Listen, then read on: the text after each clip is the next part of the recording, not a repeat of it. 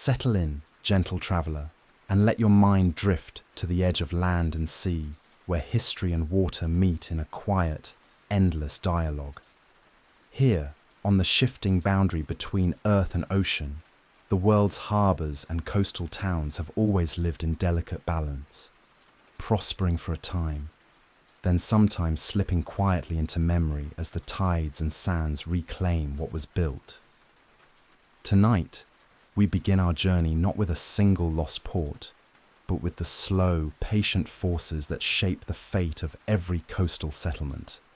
These are the stories written not in ink, but in sand and stone, in the gentle advance of the sea and the subtle retreat of the shore.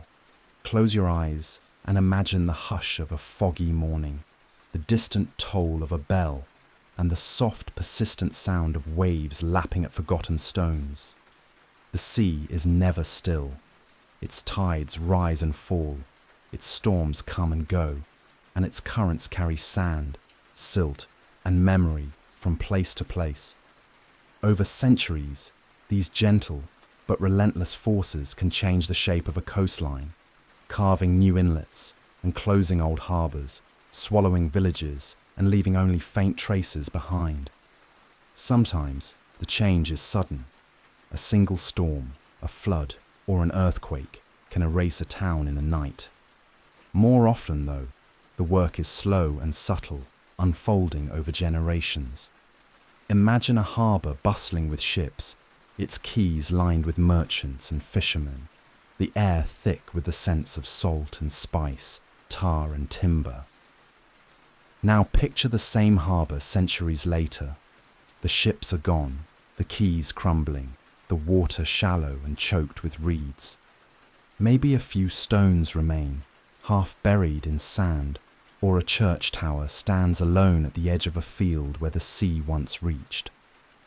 The world moves on, and the harbour becomes a memory, a name on an old map, a story told by the wind. Ports do not vanish only because of the sea. Human hands and ambitions play their part. Trade routes shift as new empires rise and fall, as new technologies change the way goods and people move across the world. A port that once thrived on the spice trade may fade when ships grow larger and need deeper water, or when a new canal or railway draws commerce elsewhere. Sometimes, wars or plagues empty a town, leaving it vulnerable to the next storm or the slow encroachment of sand. In Britain, the coastlines of Holderness and Suffolk have lost dozens of villages to the sea since Roman times, each with its own story of prosperity and loss. In India, the ancient port of Muziris flourished for centuries before a catastrophic flood and shifting river channels buried it beneath silt. In Italy, the great lagoon harbour of Portus Pisanus sheltered Pisa's fleets for 1,000 years before the coast moved and the sea withdrew, leaving the port stranded and silent. And in America, the quiet towns of Florida's forgotten coast tell their own tales of shifting trade, storms, and the slow retreat of the old ways. Let us pause and imagine the slow work of the sea. Picture a village built on soft clay, its houses clustered around a church and a small harbour. Each year the waves nibble a little more of the shore. Storms batter the seawall, and the wind carries sand into the streets. Over decades the land shrinks, fields become marsh, and the harbour silts up. One by one, families move away, until only a handful remain to watch the last stones tumble into the surf. Sometimes, the end comes in a single night. A great storm tears away the last defences, and the sea pours in, flooding homes and fields, washing away roads and memories. The next morning, the village is gone, and only the gulls and the waves remain. In other places, the process is so slow that no one notices at first. The harbour becomes shallow, trade dwindles, and the town grows quiet. Children leave for the city, and the old houses crumble. Eventually, the sea claims what is left, and the village becomes a story, a legend, a name on a weathered sign. Yet, there is a quiet beauty in these lost places. Walk along an empty shore at dawn, and you may find the worn stones of a quay, or the outline of a road that once led to the water's edge. Listen to the wind, and you may hear the echoes of voices, fishermen calling, merchants bargaining, children laughing. The ruins are gentle reminders of the passage of time, of the resilience of nature, and of the dreams and labours of those who came before. Old maps and faded photographs show us what was lost, but they also invite us to imagine, to remember, and to honour the lives that once filled these empty spaces. Each vanished port is a chapter in the story of the world, a story written in tides and storms, in trade and migration, in hope and loss. As we embark on our journey through the forgotten ports and vanished coastal towns of the world, let us carry with us a sense of wonder and reverence. These are not just ruins or curiosities. They are the resting places of dreams, the silent witnesses to centuries of change. By remembering them, we honour the enduring dance between land and sea, between human ambition and the patient, powerful forces of nature. Tonight, we will visit the lost harbours of Britain, where sand and sea have claimed once great ports, the ancient maritime hubs of India, buried by rivers and time, the vanished lagoon of Pisa, where ships once gathered in the shadow of empire, and the quiet, unspoiled shores of America's forgotten coast. In each place we will listen for the stories the waves still whisper, and find peace in the slow, gentle passage of time. So, settle in, breathe deeply, and let the journey begin. The sea is calling, and the shores of memory await. Let us travel now, gentle listener, to the mist-shrouded coasts of Britain, a land where the sea and the land have been in conversation for thousands of years. Here, the story of lost harbours and vanished coastal towns is written in shifting sands, crumbling cliffs, and the quiet persistence of memory. The British Isles, ringed by restless waters, have seen entire ports swallowed by the sea, villages buried by dunes, and once bustling towns reduced to ruins and legend. Tonight, we drift along these haunted shores, listening to the waves and the wind, and remembering what once was. Begin with Kenfig in South Wales, where the dunes now stretch in soft rolling hills as far as the eye can see. Long ago, this was a place of life and trade, a Roman outpost, then a Viking settlement, and later a thriving medieval town. The people of Kenfig built their homes and market square just behind the protective dunes, confident that the sea, though wild, would stay at bay. But the wind had other plans. Over centuries it carried sand inland, grain by grain, until the dunes began to swallow the town. By the 15th century, Kenfig's church tower was the only thing left visible, poking out of the sand like a finger pointing to the past. Plague and shifting sands finished what the wind had started, and Kenfig was abandoned. Today, only faint traces remain beneath the dunes. A stone here, a piece of pottery there, remind us of lives lived and lost to the slow, patient advance of nature. Travel east to Suffolk, and you'll find the quiet village of Dunwich, perched on a crumbling cliff above the North Sea. But once, Dunwich was a city of power and wealth, a great medieval port, second only to London, its streets lined with churches, markets, and the houses of merchants and sailors. The sea, however, was always hungry. Storm surges in the 13th and 14th centuries tore away great chunks of the town, swallowing churches, homes, and entire neighbourhoods. The river silted up, and trade dwindled. Today, Dunwich is a village of just a few hundred souls, its lost streets lying beneath the waves. On stormy nights, some say you can still hear the bells of the drowned churches ringing faintly from the sea. Further southwest, on the rugged coast of Devon, lies Hall Sands, a fishing village that stood for centuries on a narrow ledge above the sea. In the late 19th century, the government dredged away the protective shingle beach to provide material for the expansion of Devonport Dockyard. Without its natural barrier, Hall Sands was left exposed. In January 1917, a fierce storm struck. The waves battered the village through the night, and by morning, nearly every house had been destroyed. Only one remained standing, perched precariously above the waves. The people of Hall Sands lost their homes, but their story endures, a quiet warning about the delicate balance between human need and the patient power of the sea. On the Sussex coast, the town of Winchelsea was once a major port, its harbour filled with ships and its streets alive with trade. But the sea retreated, the river silted up, and the town was left stranded inland.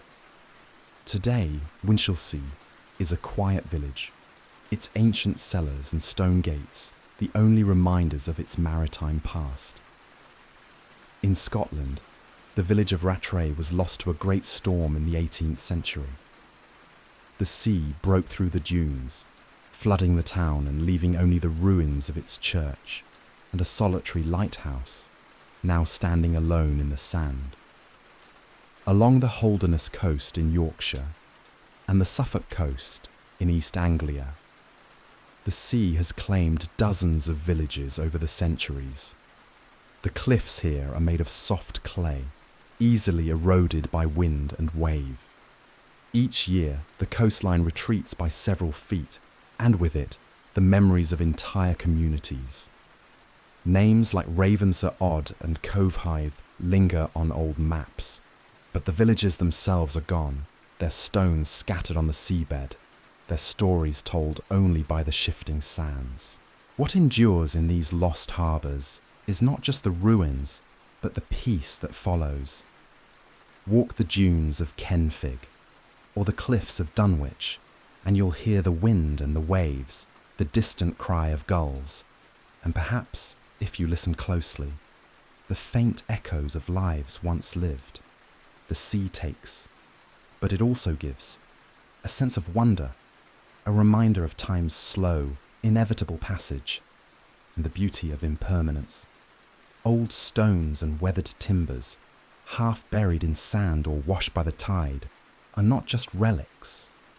They are invitations to remember, to pause, breathe in the salt air, and feel the gentle weight of history.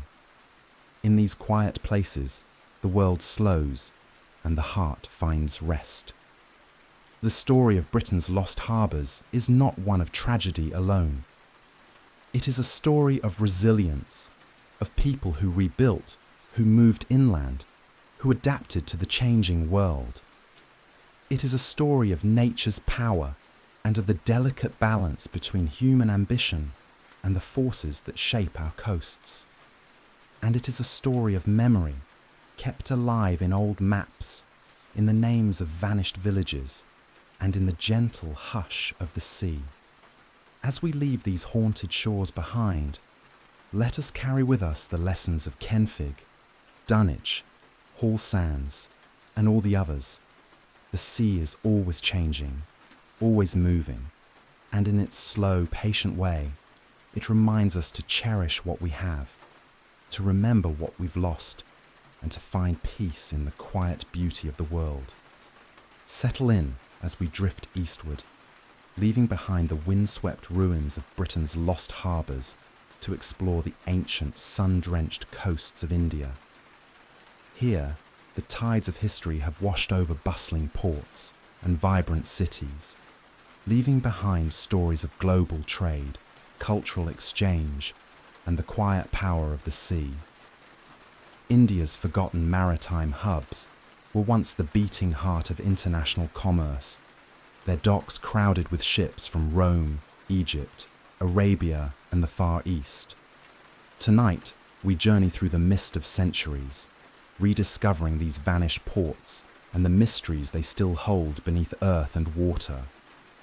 Imagine the humid air of Kerala, thick with the scent of pepper and cardamom, as ships from distant lands crowd the harbour of Musaris. Mentioned in Greek, Roman and Tamil texts, Musaris was one of the world's most celebrated ports, a glittering emporium where black pepper, ivory, gemstones and silks changed hands and fortunes. Traders from Rome and Egypt mingled with local merchants, exchanging coins, amphorae, and stories from across the seas. But the glory of Musaris was not eternal. Around the 14th century, a catastrophic flood altered the course of the Periyar River, silting up the harbour and burying the city beneath layers of earth and memory. Today, archaeologists in Pattanam continue to unearth pottery, beads and Roman coins, quiet echoes of a world that once was. Travel further back in time to Gujarat, circa 2400 BCE, and you'll find Lothal, one of the oldest known ports in the world.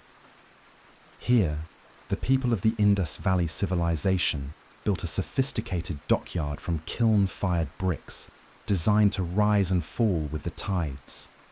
Ships sailed from Lothal to Mesopotamia and the Persian Gulf, carrying beads, ivory, and precious stones. Lothal's decline came with the fall of the Harappan civilization, likely due to climate change and shifting rivers. Rediscovered in 1954, its ruins still revealed the advanced engineering and maritime prowess of ancient India, warehouses, residential zones, and artifacts that speak of a globalized world long before the term existed. On the southeast coast, the city of Kavaripattinam, also called Puar, was the thriving capital of the early Chola dynasty. Tamil epics like Silapadikaram describe its bustling markets, pearl divers, and grand processions. Ships from across Asia anchored here, bringing textiles, spices, and stories. But the sea is a patient thief. Rising waters, possibly triggered by a tsunami, eventually submerged much of the city. Today, marine archaeologists have discovered stone wharves and pottery on the seabed off Pumpuhar, hinting at the city's lost grandeur. Cambay, now known as Kambat in Gujarat, was a major port from the 8th to the 16th century. Arab, Persian, and Chinese traders flocked here for indigo, cotton, and precious stones. Marco Polo himself described Cambay as a city of immense wealth. But as with so many ports, nature intervened. The Gulf of Cambay silted up, making navigation impossible. By the 17th century, Surat had taken its place, and Cambay faded into history. On the Bay of Bengal, Masulipatam was a key port for the Golconda Sultanate, exporting diamonds and textiles. The Dutch and British East India Companies fought fiercely for control, building forts and factories along the coast. A devastating cyclone in 1864 and the rise of Madras led to Masulipatam's decline. Today, it is a quiet shadow of its former self, though efforts are underway to revive its port. Near modern Mumbai, Sopara was an important port from ancient to medieval times. It linked India to the Roman Empire and the Middle East, trading in spices, silk, and precious metals. Over centuries, shifting trade routes and the rise of nearby ports like Chaul and Mumbai led to Sopara's abandonment. Excavations have revealed Buddhist relics and Roman amphorae, silent witnesses to its cosmopolitan past. On the Ganges Delta, Tamralipta flourished during the Mauryan and Gupta empires. It was a gateway for trade with Southeast Asia, Sri Lanka, and China, mentioned in Buddhist texts as a departure point for monks travelling to distant lands. The shifting course of the Ganges and the rise of new ports eventually buried Tamralipta beneath silt. Archaeological digs have uncovered hints of its former prosperity, pottery, ornaments, and the outlines of ancient docks. The legends of India's Atlantis are not mere stories. Off Gujarat's coast, the ruins of Dwarka, described in the Mahabharata as Lord Krishna's golden city, lie beneath the waves. Marine archaeologists have found stone walls and anchors, suggesting a real port city that may have inspired myth. On the east coast, Mahabalipuram's 7 pagodas were said to dazzle so brightly that jealous gods submerged them. The 2004 tsunami revealed submerged temples and walls, confirming that legend and history often intertwine. Today, archaeologists and marine scientists continue to uncover the remnants of these lost ports, revealing India's deep maritime roots. Projects like the Muziris Heritage Project and underwater excavations at Pumpurhar and Dwarka are bringing these stories back to light. These ports were more than just trading centres. They were melting pots of cultures, religions, and ideas. Their legacy lives on in India's maritime traditions, reminding us of a time when Indian ships ruled the waves and the world came to their shores. Let your mind drift with the tides and listen to the echoes of a world where oceans were highways and every port was a gateway to adventure and exchange. When you're ready, we'll continue our journey to the lost harbours of the Mediterranean and beyond. Let us drift now to the sunlit shores of Tuscany, where the city of Pisa once stood at the heart of a maritime empire. Today, Pisa is known the world over for its leaning tower, but centuries before that iconic monument was built, Pisa's fortunes rose and fell with the tides of a great harbour, Portus Pisanus. This lost port, once among the Mediterranean's most powerful, is a story not only of commerce and conquest, but of the slow, patient work of nature, reshaping the destiny of a city and its people. Imagine the landscape of ancient Tuscany, a delta plain, crisscrossed by rivers, marshes, and the restless sea. Around 200 BC, a naturally protected lagoon began to form just south of Pisa, as sea levels rose and the coastline shifted. This new embayment, sheltered from the open sea, offered calm waters for ships and easy access to the city via the Arno and Serchio rivers. Archaeological evidence, pottery fragments, ballast stones, and remnants of ancient docks shows that even in the Etruscan and early Roman periods, sailors recognized the value of this place. The Roman poet Rutilius Namatianus described the port as a large, naturally sheltered embayment, protected not by stone breakwaters, but by fields of seaweed that softened the waves and made navigation safe.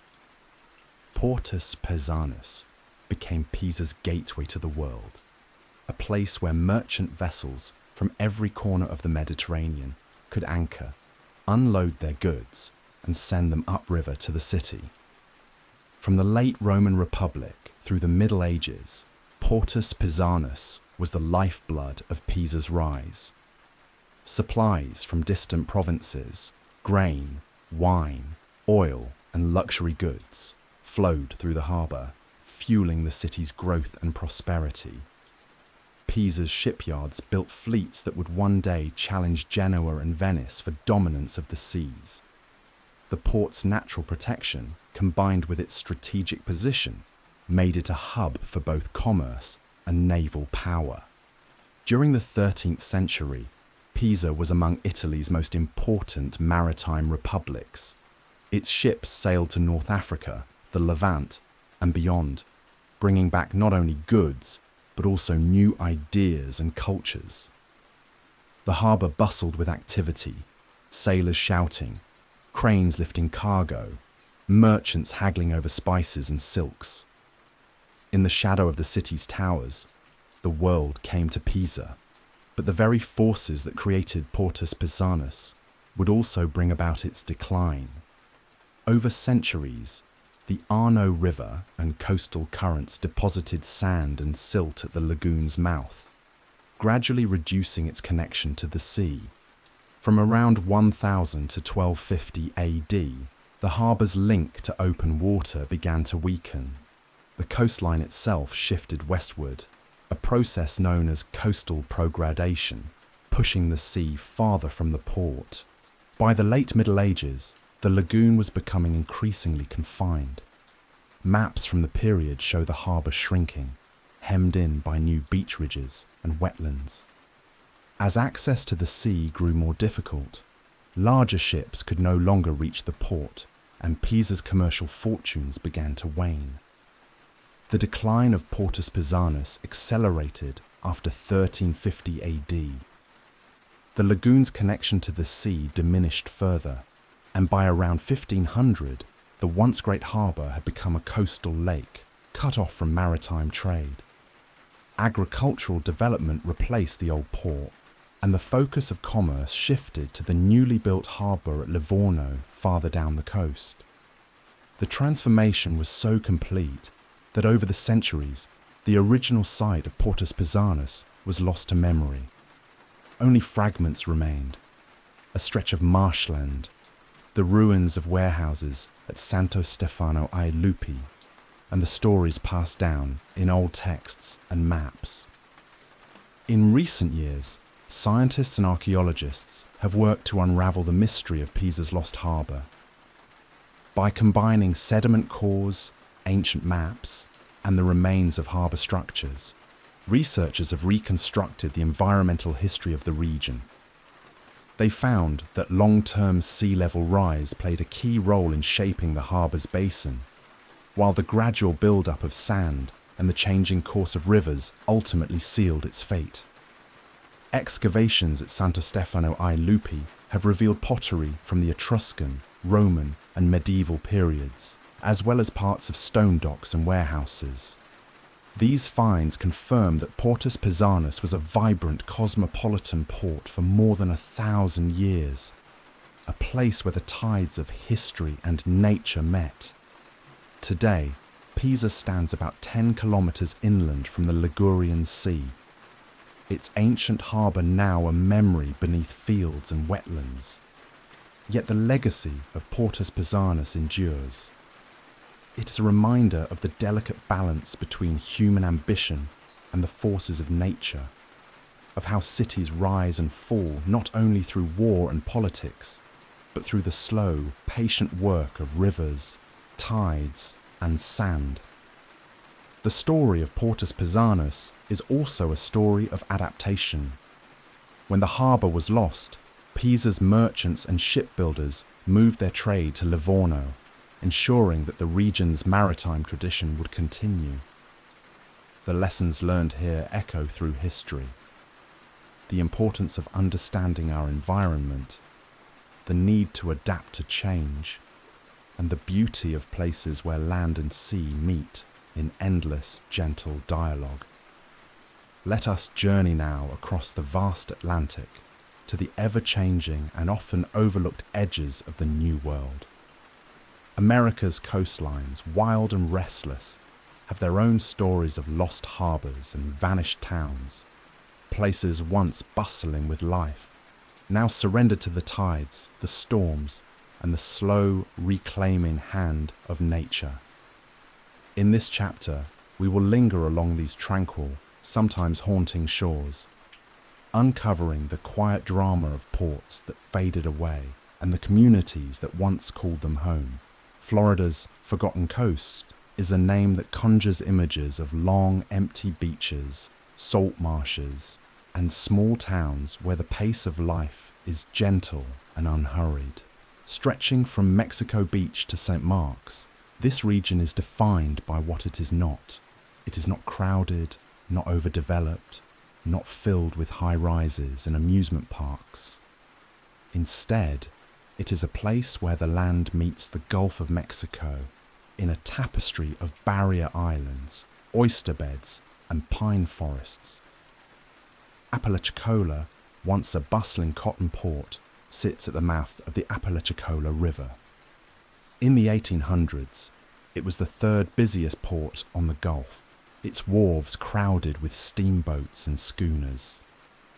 Cotton from the deep south was shipped here by river, then loaded onto ocean-going vessels bound for New Orleans, New York, and Liverpool. The town's prosperity was reflected in its grand homes, busy waterfront, and thriving seafood industry. But as railroads replaced riverboats and trade patterns shifted, Apalachicola's prominence faded. The town weathered hurricanes, economic downturns, and the relentless encroachment of the sea. Today, it is a charming fishing town, famous for its oysters and its sense of living history. A place where you can still walk the old docks, visit maritime museums, and hear stories of the days when cotton and timber ruled the waterfront. To the east, Carabel and East Point are smaller communities, known for their natural beauty and rich fishing traditions. Carabel, once a key port for lumber and turpentine, now welcomes visitors with its laid-back charm and the world's smallest police station. A phone booth on the main street. East Point is a working fishing village, its docks lined with shrimp boats and oyster skiffs. Port St. Joe, another former boomtown, was once the site of Florida's first constitutional convention. It thrived on lumber, railroads, and shipping, but hurricanes and economic shifts left it quieter, a place where the past lingers in the salt air. At the eastern edge of the forgotten coast lies St. Mark's, a town with deep roots in Florida's maritime history. Established by the Spanish in the 17th century, it became a key port for cotton and naval stores. The St. Mark's Lighthouse, still standing sentinel over the bay, guided ships through the treacherous shallows for generations. Today, St. Mark's is a gateway to the St. Mark's National Wildlife Refuge, where migratory birds find sanctuary and the rhythms of nature continue undisturbed. What makes the Forgotten Coast so unique is its sense of preservation, of both nature and history. Here, the beaches are wild and pristine, the towns small and welcoming. The region's history is woven into its landscape, from Native American shell mounds to Spanish missions, Civil War forts, and the weathered pilings of old docks. It is a place where you can watch the sun set over the Gulf, listen to the calls of ospreys, and feel the presence of those who came before. Travel north to the coast of Georgia, and you'll find the ghostly traces of Sunbury, a colonial port that once rivaled Savannah in importance. Founded in 1758, Sunbury was blessed with a deep, sheltered harbour and quickly became Georgia's second port of entry. By the 1760s, it boasted 5 wharves, merchant stores, and a bustling waterfront. Goods from the interior, rice, indigo, and lumber, were shipped out to the Caribbean and Europe, while imported goods arrived by sloop and schooner. Sunbury's fortunes changed with the American Revolution. The town was burned by British troops, and though some residents returned, hurricanes and the silting of the harbour spelled its decline. By the late 1800s, Sunbury was little more than a memory, its houses gone, its wharves rotted away. Today, only a cemetery and a few scattered stones remain, shaded by ancient oaks draped in the Spanish moss. The harbour is silent, its history preserved in the names on weathered headstones and the stories passed down by local families. The Outer Banks of North Carolina are a chain of barrier islands, famous for their wild beauty and their history of shipwrecks, storms, and lost settlements. Here, the land is always in motion, shaped by wind, waves, and hurricanes. Portsmouth Island was once a vital shipping centre, its population swelled by sailors, merchants and pilots guiding ships through the treacherous inlets. In the 1800s, it was the largest settlement on the Outer Banks, with a church, school, and dozens of homes. But as inlets closed and storms battered the coast, the town was gradually abandoned. By the mid-20th century, the last residents had left, leaving behind empty houses and a weathered church.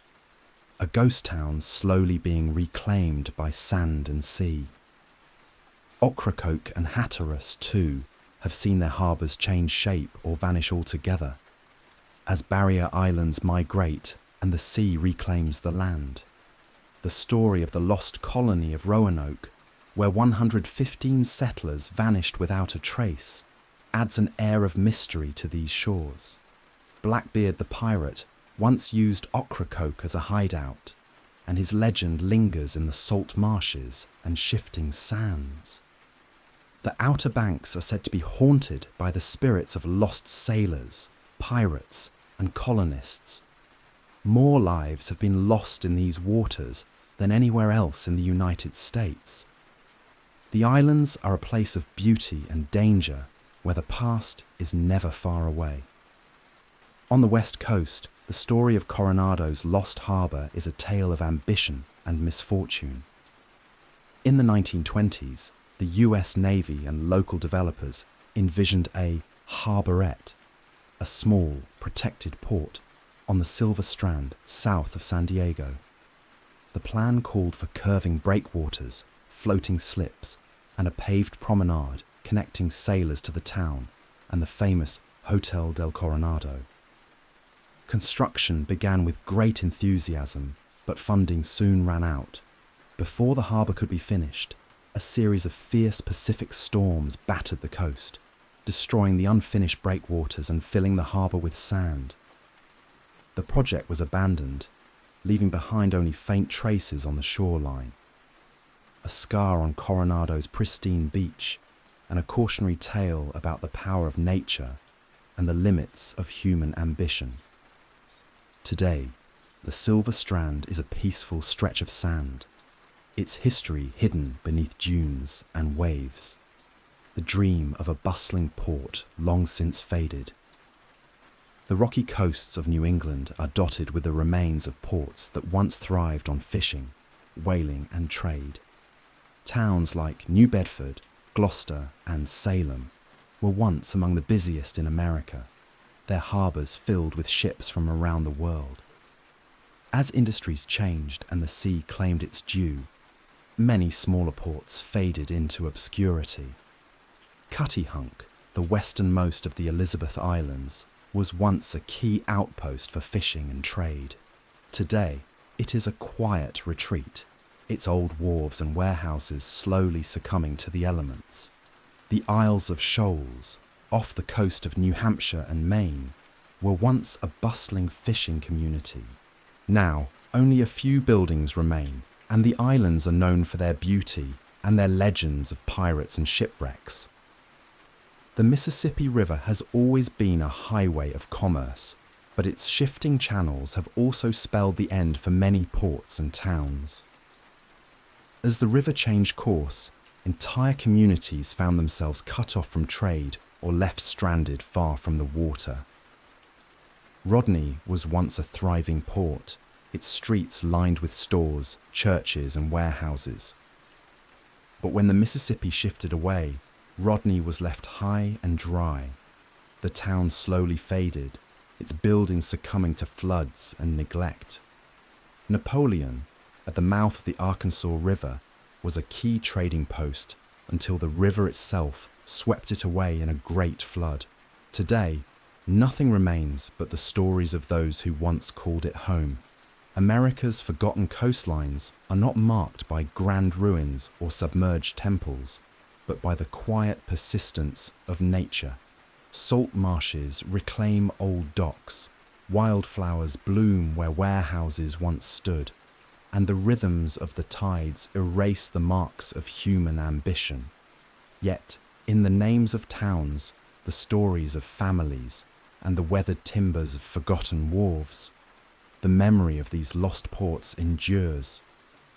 These places remind us that history is not only written in stone, but in the soft, shifting sands of the shore.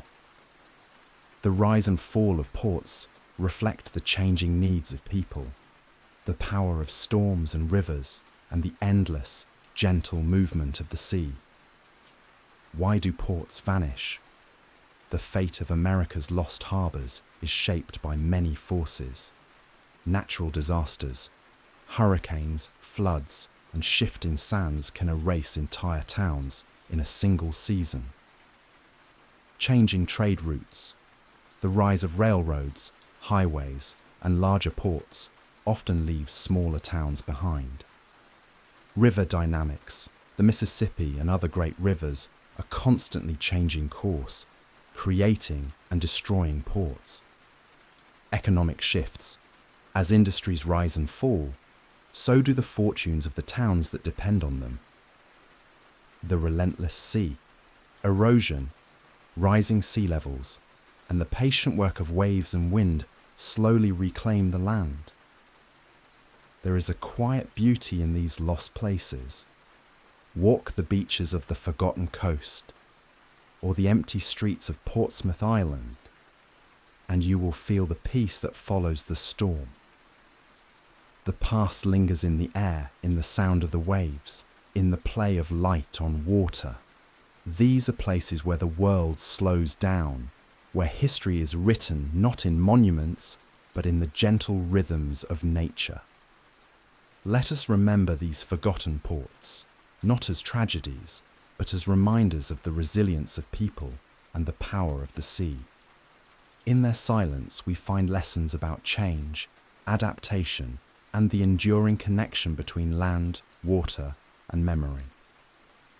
Let your mind wander along these tranquil shores, where the past lingers in the hush of the waves and the calls of distant birds.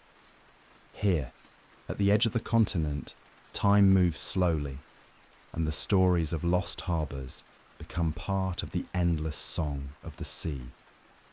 As our journey winds to its close, let us pause and listen to the hush of the waves, the whisper of wind over dunes, and the silent stones of vanished harbours. The world's lost ports and forgotten coastal towns are more than relics. They are living stories, woven into the fabric of our collective memory. Their legacy is not only one of loss and retreat, but of resilience, adaptation, and the enduring relationship between people and the sea. Throughout history, the disappearance of ports and coastal towns has been shaped by a tapestry of forces, some sudden and catastrophic, others slow and inexorable. Natural disasters, floods, hurricanes, earthquakes, and sandstorms have buried or destroyed communities in hours or days. The storm surges that claimed Dunwich, the hurricanes that erased Sunbury, and the shifting sands that swallowed Kenfig are all reminders of nature's unpredictable power. Climate change, rising sea levels, droughts, and changing weather patterns have made once thriving locations uninhabitable or inaccessible, gradually forcing people to move on. Rivers and sediment, the slow silting up of harbours, like at Cambay or Portus Pisanus, can cut a town off from the sea, turning a bustling port into a quiet backwater. Economic shifts, the rise of new trade routes, larger ships, and new technologies can leave old ports behind. The rapid expansion of container shipping in the 20th century forced many historic ports to modernise or close, as seen in England's Docklands or Liverpool's docks. War and conflict. Invasions, battles, and political upheaval have ruined cities and scattered their people, leaving only ruins behind. Human error and forgetting. Sometimes places simply fade from maps and memory. Buildings fall, roads vanish under grass, and the stories are lost until rediscovered by archaeologists or curious wanderers. Across the world, lost ports are more than just archaeological sites. They are stories frozen in time, waiting to be told. From the ancient docks of Muziris on India's Malabar coast to the submerged streets of Dunwich in England, these places reveal the complex interplay between human endeavour and natural forces. Muziris, once a bustling hub of the spice trade, stands as a testament to the cultural and economic exchanges that shaped early global commerce. Archaeological excavations continue to uncover artifacts that tell of a vibrant, interconnected world where goods, ideas, and people moved across vast distances.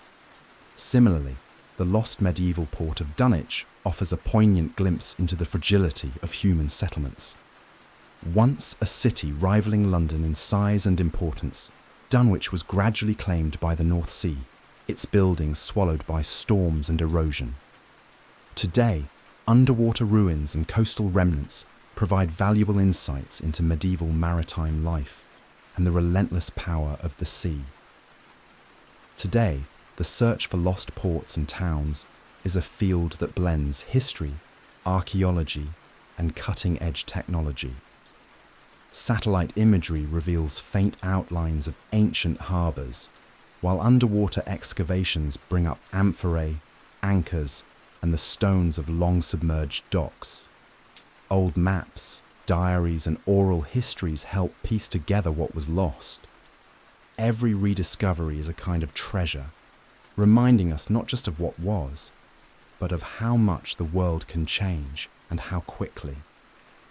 The study of shipwrecks, abandoned vessels, and waterfront infrastructure reveals not only the events that led to their abandonment, but also the broader social, economic, and environmental contexts. Why do we care about these places? Perhaps it is because lost ports are mirrors for our own lives, reminders that nothing is permanent and that every community is shaped by forces larger than itself. The ruins of a quay, the stones of a church half buried in sand, or the foundations of a warehouse in a marsh are not just relics. They are invitations to remember, to imagine, and to honour the people who built, lived, and dreamed there. In Britain, the stories of Kenfig and Dunwich are woven into local identity, their ghosts walking the dunes and cliffs. In India, the legends of Muziris and Dwarka inspire new generations of scholars and storytellers. Along America's coasts, the names of vanished towns linger in the landscape, whispered by the wind and the waves. The legacy of lost ports is a lesson in adaptation and resilience. When the sea took whole sands, its people moved inland and rebuilt. When Pisa's harbour became a lake, its merchants found new ways to trade. The world changes, but the human spirit endures. These stories also remind us of the importance of understanding our environment. The rise and fall of ports are not just tales of the past, they are warnings and guides for the future. As sea levels rise and storms grow stronger, the lessons of forgotten harbours are more relevant than ever. Beyond their historical and scientific significance, the ruins of lost ports hold a unique aesthetic and emotional power. The interplay of decay and nature creates landscapes that evoke reflection, nostalgia, and a sense of continuity. These sites invite us to contemplate impermanence and the passage of time, offering spaces for meditation and connection with the past. The preservation and appreciation of these ruins contribute to cultural heritage and community identity. Conservation efforts, where possible, seek to balance the value of ruins as both historical documents and evocative, naturalized parts of the landscape. Ports have always been dynamic entities, shaped by competition, technological advances, and shifting economic landscapes. The evolution of ports reflects broader changes in trade, transportation, and geopolitics. From medieval harbours to modern container terminals, ports have adapted to meet the demands of their times. The competitive nature of ports has often led to the rise of new centres and the decline of others. Factors such as hinterland access, transshipment capabilities, and government policies influence which ports thrive and which fade into obscurity. This ongoing competition is part of the natural life cycle of maritime hubs. Maritime archaeology provides a unique lens through which to understand the history of ports and harbours. The study of shipwrecks, abandoned vessels, and waterfront infrastructure reveals not only the events that led to their abandonment, but also the broader social, economic, and environmental contexts. The concept of the archaeology of the event emphasises the importance of understanding both the immediate circumstances of maritime losses and the long-term processes that shape coastal landscapes. This approach helps historians and archaeologists piece together the stories of ports that have vanished beneath the waves or been left behind by changing shorelines.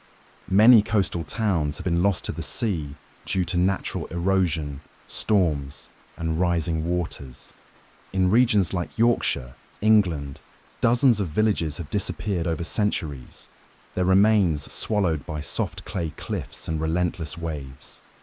Stories of places like Ravens are Odd, a short-lived island that rose and sank in the mouth of the River Humber, and Owthorne, destroyed by storms in the 19th century, highlight the vulnerability of human settlements to natural forces. Lost ports are not just local or regional phenomena. They are part of a global narrative of human interaction with the sea. From the ancient harbours of the Mediterranean to the colonial ports of the Americas and the trading hubs of Asia, the rise and fall of ports reflect the shifting tides of history. Understanding these patterns helps us appreciate the interconnectedness of past civilizations and the ongoing challenges faced by coastal communities today. The legacy of lost ports informs contemporary discussions on climate change, coastal management, and cultural heritage preservation. The story of lost ports is vividly illustrated by the histories of places like Muziris and Portus Pisanus. Muziris, located on the Malabar coast of India, was once a thriving centre of the spice trade, connecting India to the Roman Empire and beyond. Its decline, likely caused by natural disasters and sedimentation, led to the rise of new ports such as Kollam and Kochi, reshaping regional trade networks. Portus Pisanus, the lost harbour of Pisa, offers another compelling example. Archaeological evidence reveals a naturally protected lagoon that served as a bustling port from the Etruscan through the medieval periods. However, silting and coastal changes, combined with political and military events, led to its gradual isolation and transformation into a coastal lake, marking the end of Pisa's maritime dominance. In the face of ongoing environmental challenges, modern port operators are turning to innovative coastal management strategies to enhance resilience. Technologies such as high-resolution topographic mapping using drones and LiDAR, predictive analytics for erosion patterns, and dynamic simulation models help anticipate and mitigate the impacts of climate change and extreme weather. Integrated coastal zone management and real-time monitoring systems enable proactive responses to shoreline changes, ensuring the sustainability and operational continuity of ports. These advancements highlight the importance of learning from the past to protect the future of maritime infrastructure. The legacy of lost ports is a powerful reminder of the dynamic relationship between humans and the sea. By studying these vanished harbours, We gain insights into historical trade, cultural exchange, environmental adaptation, and the resilience of communities. As we face new challenges in a changing world, the lessons of lost ports inspire us to build more sustainable and adaptable futures. They call us to honor the past, understand the present, and prepare wisely for the tides yet to come. In remembering lost ports, we do more than recount tales of decline and disappearance.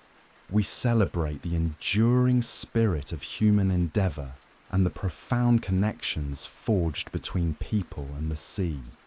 These vanished harbors, though silent, continue to speak through the stories they leave behind, urging us to listen, learn, and cherish the delicate balance of our coastal environments.